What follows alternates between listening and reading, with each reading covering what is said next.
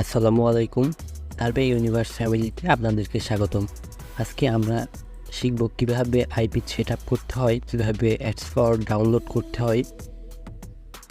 এখন আমরা চলে যাব ক্রোম অথবা মজিলা ফায়ারফক্স এর যে কোনো একটা ব্রাউজারে।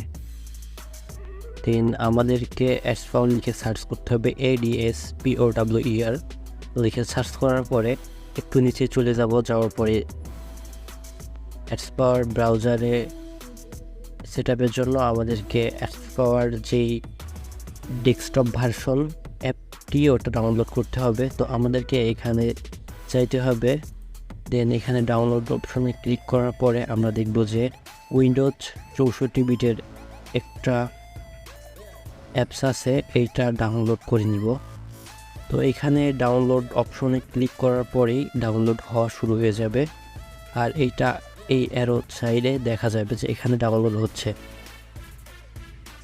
Windows 64 bit. আবারও আমি এটা রিপিট করছি। প্রথমে আমরা চলে যাব একটি ব্রাউজারে, দেন আমাদেরকে করতে হবে এক্সপ্লোর ডাউনলোড। তো আমরা ক্রোমে চলে যাই। ক্রোমে যাওয়ার পরে আমরা সার্চ অপশনে লিখব এক্সপ্লোর, ADSPOWER। যাওয়ার পরে আমরা তাদের ওয়েবসাইটে চলে যাব, এক্সপ্লোরের ওয়েবসাইটে। দেন আমাদেরকে ডাউনলোড অপশনে যেতে হবে এবং আমাদেরকে উইন্ডোজ 64 বিটের এটা ডাউনলোড করে নিতে হবে। আমার অলরেডি ডাউনলোড করা আছে, তো আমি এটি স্কিপ করে গেলাম, তাহলে ভিডিওটা লং হয়ে যেতে পারে। তো এরপরে আমাদেরকে প্রোটন ভিপিএনটা ডাউনলোড করে নিতে হবে। প্রোটন PROTON VPN লিখে সার্চ দিব এবং এই যে প্রথমে যে ভিপিএনটা আসবে এটা আমরা ডাউনলোড করে নিব।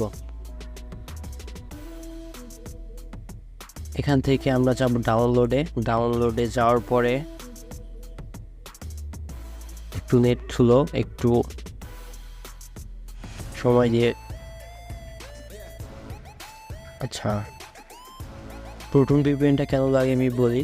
যখন আমরা এক্সপ্লোর ডাউনলোড দেওয়ার পরে আমরা যখন রেজিস্ট্রেশন শুরু করব, তো প্রথম পর্যায়ে লগ ইন বা সাইন ইনের জন্য আমাদেরকে প্রোটন ভিপিএনটা লাগবে।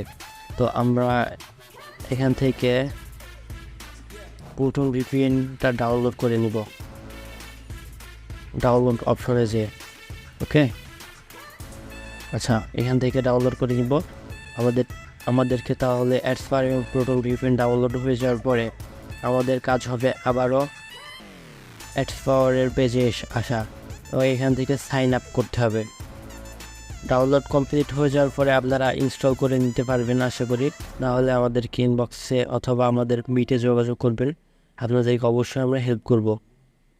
আর আমাদের মিট প্রত্যেক দিনে চলে থাকে, শুধু রবিবারে অফ থাকে।